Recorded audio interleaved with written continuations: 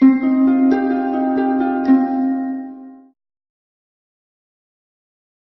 Chapo Guzmán, los testimonios del juicio que revelan el mundo de los narcos.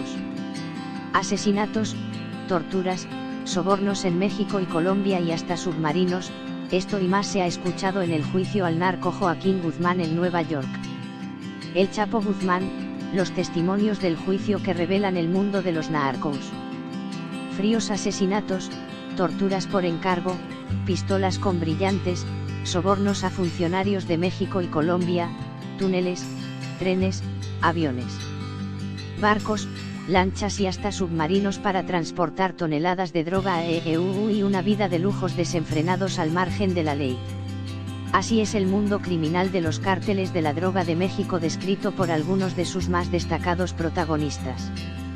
Narcotraficantes presos o ya en libertad con nuevas identidades secretas que testificaron estos 2 últimos meses en el proceso en Nueva York contra Joaquín El Chapo Guzmán Loera, el mexicano que lideró el cártel de Sinaloa y que se enfrenta a cadena perpetua. Extraditado hace 2 años y en riguroso aislamiento en una de las cárceles más seguras del país. El Chapo ha superado 2 meses de juicio en la corte de Brooklyn por haber enviado 150 toneladas de droga a Estados Unidos entre 1989 y 2014, de lo que se declaró inocente. Los testimonios de antiguos socios o aliados, a los que el Chapo siempre está atento en el tribunal, han ido dibujando la historia de un niño que no tenía que comer hasta convertirse en un hombre hábil para los negocios que creó un imperio de la droga. Con lujosas residencias, aviones y hasta su propio zoológico, pero también un hombre sin piedad, según la acusación de la Fiscalía de Estados Unidos. El Rey Zambada. Jesús el Rey Zambada, preso en Estados Unidos, fue el primer testigo importante de la Fiscalía y es hermano de Ismael Mayo Zambada, al que identificó junto al Chapo como principales líderes del cártel. El Rey administró el cartel en Ciudad de México y la logística de transporte de la droga desde los almacenes hasta la frontera. Trabajó para el cártel desde 1987 hasta su arresto en 2008, y contó sobre los inicios del Chapo, cuando tenía hambre de poder y con un puñado de hombres distribuía la droga de cárteles colombianos. Aseguró que el Chapo siempre estaba armado y rodeado de hombres que lo protegían, y habló de millonarios sobornos a autoridades mexicanas a nombre del acusado para poder operar libremente en su región y recibir cargamentos en el aeropuerto de Ciudad de México. También vinculó al Chapo con asesinatos de rivales y aliados, entre ellos el de Rodolfo Carrillo Fuentes, por presuntamente negarse a darle la mano en una reunión, o el de Julio Beltrán Leiva por haberle desobedecido en el envío de un cargamento. El Gordo. Miguel Ángel Martínez, alias el Tololoche o el Gordo, bajo el Programa de Protección de Testigos de Estados Unidos, estuvo con el Chapo entre 1986 y 1998. Cuando fue arrestado, primero como piloto y luego como gerente. Era su hombre de confianza con los cárteles colombianos. El Gordo programó y estuvo al frente de decenas de vuelos que transportaban la droga desde Colombia a pistas clandestinas que alega tenía Guzmán y que enviaban a Estados Unidos a través de túneles, camiones de doble fondo, trenes y hasta en latas de jalapeños. Su exjefe, dijo, se aprovechó del boom de la coca a finales de los 80 y principios de los 90, que le produjo millones que usó en una vida de opulencia con una casa en cada playa y ranchos en todos los estados, pero también para financiar su guerra contra el cártel de Tijuana, después de que asesinaran a 2 amigos. El excapitán del ejército ecuatoriano Telmo Castro, mencionado como colaborador del Chapo por este testigo protegido, fue detenido el pasado 22 de diciembre en Guayaquil por violación de las medidas y criterios judiciales que permitieron su libertad anticipada. El Chupeta. Juan Carlos Ramírez el Chupeta, colombiano, preso en Estados Unidos, principal abastecedor de coca del cártel, que llegó a enviar a México hasta 14 aviones en una noche, y sin lugar a dudas quien más impactó por la frialdad con que habló de los 150 asesinatos que ordenó y el orgullo que mostró por la calidad de su droga y sus habilidades, como sugerir submarinos para el transporte de la droga. Líder del cártel del norte del Valle hasta su arresto en 2007, apodó a Guzmán el Rápido por la forma en que traficó su droga desde México a Estados Unidos. El Chapo me pidió que le mandara cocaína 100% pura, de óptima calidad, dijo sobre el inicio de sus relaciones en 1990, lo que duró 17 años. La droga llegaba desde Colombia a pistas clandestinas, un transporte que fue cambiando y que incluyó barcos camaroneros, lanchas rápidas y hasta submarinos para evitar ser detectados. Los mellizos. Pedro Flores, preso en Estados Unidos, en la década del 2000 fue el más importante distribuidor de la droga del cártel desde Chicago, que convirtió en la pequeña Sinaloa junto a su hermano mellizo. En 2008 se entregó a las autoridades y comenzó a cooperar grabando conversaciones con Guzmán y otros miembros del cártel. 2 de estas conversaciones fueron presentadas por la Fiscalía en el juicio, en las que se oye al mexicano negociar con Flores el precio de cargamentos de heroína con destino a Chicago. Jorge Milton Cifuentes, colombiano extraditado a Estados Unidos en 2013, donde se declaró culpable de narcotráfico, aseguró que vendió coca al Chapo comprada a las FARC. También que su cliente quiso traficar con droga desde Ecuador a México en barcos petroleros de Pemex. La defensa.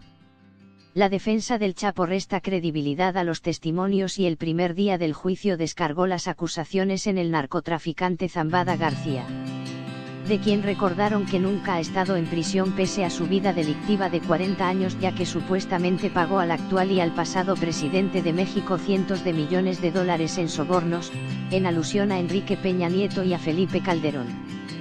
La defensa del Chapo la dirige el abogado de origen ecuatoriano Eduardo Valarezo, custodiado por el experto en interrogatorios William Purpura y el neoyorquino Jeffrey Lichtman, un caro equipo que debe pagar el Chapo pese a tener los bienes embargados. Defensa de El Chapo llama la atención sobre presunta corrupción en México. Los abogados defensores del antiguo capo del cartel de Sinaloa El Chapo han sostenido que 2 presidentes de México aceptaron millones de dólares en sobornos, acusaciones no verificadas que han sido negadas con vehemencia, pero que ponen al gobierno mexicano en una posición incómoda y bien pueden volverse un tema recurrente a lo largo del juicio. Jeffrey Lichtman, abogado de Joaquín Guzmán Loera, alias El Chapo, sostuvo en su alegato de apertura que el expresidente mexicano Felipe Calderón y el actual presidente Enrique Peña Nieto recibieron cientos de millones de dólares en sobornos del jefe del cartel de Sinaloa Ismael Zambada García, alias El Mayo, según información de Vice News. Lichtman alega que El Chapo es un chivo expiatorio y que El Mayo es la verdadera cabeza de la poderosa organización narcotraficante, y añade que El Mayo soborna a todo el gobierno de México, hasta la cúpula. El Mayo se encuentra en libertad actualmente y se lo considera uno de los criminales más buscados por las autoridades estadounidenses. El abogado defensor llegó al punto de aseverar que hay un complot para incriminar a su cliente, en el que están involucrados no solo El Mayo y funcionarios corruptos del gobierno mexicano, sino también agentes deshonestos de la Administración para el Control de Drogas, DEA, según recogió The New York Times. Después de que se diera al jurado permiso para retirarse por ese día, el juez Brian Cougan advirtió a Lichtman que no hiciera afirmaciones que no pudiera respaldar con evidencia. Según The New York Times, desde ese momento los fiscales estadounidenses piden al juez que excluya el alegato de apertura de Lichtman. El expresidente Calderón comentó en un tuit que las afirmaciones de Lichtman eran absolutamente falsas y temerarias, y añadió que ni él, ni el cartel de Sinaloa ni ningún otro realizó pagos a mi persona.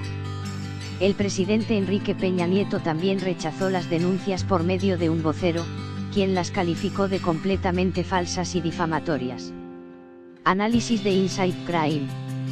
Capos de la droga como El Chapo rara vez llegan a comparecer en juicio en México, y las denuncias hechas durante su primer día en un tribunal estadounidense dejan entrever cómo quedará expuesto el gobierno mexicano al escrutinio público permanente a medida que avance el juicio. Los grandes casos de narcotráfico son largos y con muchas ramificaciones, lo que lleva a que puedan tener implicaciones imprevistas para las élites políticas y empresariales. Por ejemplo, el caso de narcotráfico contra Fabio Lobo, hijo del expresidente de Honduras Porfirio Lobo, reveló nexos entre los narcotraficantes y el gobierno hondureño. En ese caso, Davis Leonel Rivera Maradiaga, es líder del grupo criminal Los Cachiros, atestiguó en una audiencia de dictamen de sentencia que él sobornó en repetidas ocasiones al expresidente y que le entregó cientos de miles de dólares directamente. También declaró que el diputado hondureño Antonio Tony Hernández, hermano del actual presidente Juan Orlando Hernández, actuó en connivencia con los cachiros en su empresa criminal. Todas estas acusaciones irrecusables se conocieron de un solo testigo durante una audiencia de dictamen que pasó casi desapercibida. El juicio de El Chapo ha recibido mucha más atención, lo que lleva las acusaciones contra los expresidentes mexicanos a los titulares de prensa. Las fanfarronadas de Lichtman bien pueden ser un intento del equipo de defensa de El Chapo para enredar las cosas y tratar de que el gobierno mexicano parezca más culpable que él. El Chapo, según Mike Vigil, es jefe de operaciones de la DEA. Se espera que el juicio contra El Chapo se extienda 4 meses, y su abogado ha hecho claridad desde el primer día de que presentará una conspiración de amplio alcance que busca implicar a la clase dirigente mexicana. El juicio de narcotráfico que implicó a Honduras mostró, sin embargo, que aún un testigo puede abrir una caja de Pandora. Lo que está por verse es si el abogado de El Chapo tiene la evidencia y los testigos para respaldar su fanfarria. ¿Cuál es su opinión? Clic aquí para enviar sus comentarios a Inside Crime. Invitamos a nuestros lectores a copiar y distribuir nuestro trabajo con fines no comerciales, siempre y cuando se den los respectivos créditos a Inside Crime, con un enlace al artículo original tanto en la parte superior como en la parte inferior del artículo. Consulte el sitio web de Creative Commons para más detalles sobre cómo compartir nuestro trabajo. Agradecemos que nos envíen un correo electrónico si utilizan un artículo.